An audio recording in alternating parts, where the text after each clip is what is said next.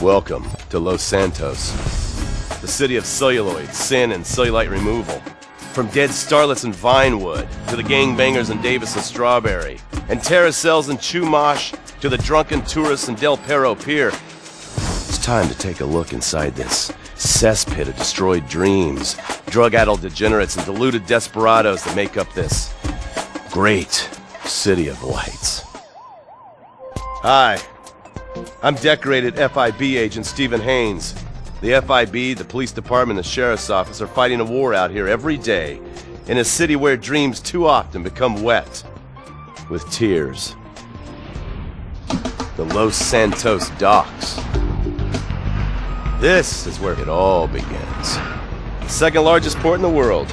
The great orifice of American capitalism. Stuff coming in, garbage going out.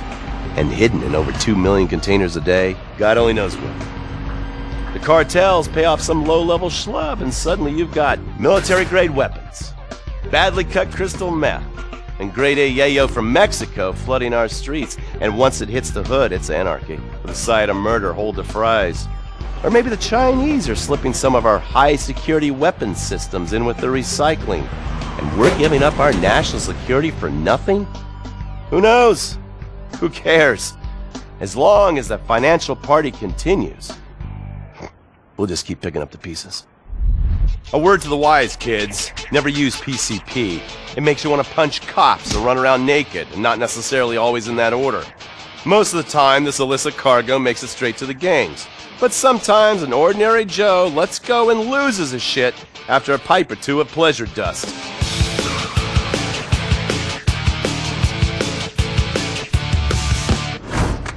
The Vagos, bloodthirsty Chicanos with a predilection for pain, papaya juice, and spicy plantains. They're one of the largest Mexican street gangs in the city, with rumored connections to several major mafias. While half the battle out here is fought with guns, the other half is with informants. Sometimes you need to become the bad guys to bust the bad guys. Alright guys, let's go. When the ballas and the families aren't shooting each other, they're selling the dope that the junkies are shooting into their veins. The families love sports almost as much as they love banging. Flashy, arrogant, competitive, and aggressive, they are lifelong bitter enemies of the ballas. Wearing the colors of the feud or the corkers, the families call themselves Gang Green.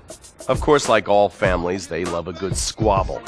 Subdivided into sets, such as the Chamberlain Gangsters or the Carson Avenue set, it turns out the families love shooting each other almost as much as they love shooting ballas. Now, the LSPD have had many run-ins with various family sets over the years. With the ballas, the FIB take a more community outreach approach. Hey guys, stay out of trouble now. Suck my Steve Haynes. Now the ballas fly the colors of the Los Santos Panic, or the Boers, purple, because they are the bruise on the face of this city. While some thugs obviously prefer 4 wheels, other desperados prefer 2. Leather, exhaust, and drugs. No, this isn't an exotic S&M party. These are one of the nation's toughest outlaw motorcycle gangs, the Lost. Rumors are they get a new tattoo for every person they stab. And it's definitely okay for your motorcycle mama to show her breasts to your friends. The FIB has been tracking the Lost for years. We've jumped from coast to coast and have spent more time in the Midwest than a tornado spotter. When they're not running meth, they're smoking it. Or so I hear, a dangerous new drug on the streets called toilet cleaner. And believe me, your toilet will be cleaned after you've smoked some of it. Of course, Vinewood being Vinewood, it's not all about leathery dudes trying to show off on their motorbikes or roided-up gangbangers stuck in some 90s time warp. This is the town that made mass murder into nostalgia. Of course, to become truly popular, your murder has to be both unsolved and gruesome. In a town full of alien spotters, adults dressed as zombies, and entertainers dressed as cartoon characters, it takes something particularly awful to really catch people's attention.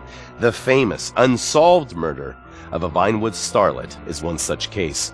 For years, horny nerds have wondered what happened to Leonora Johnson, and if they would have plucked up the courage to speak to her or kill her themselves. It's inspired filmmakers, writers, and copycat killers.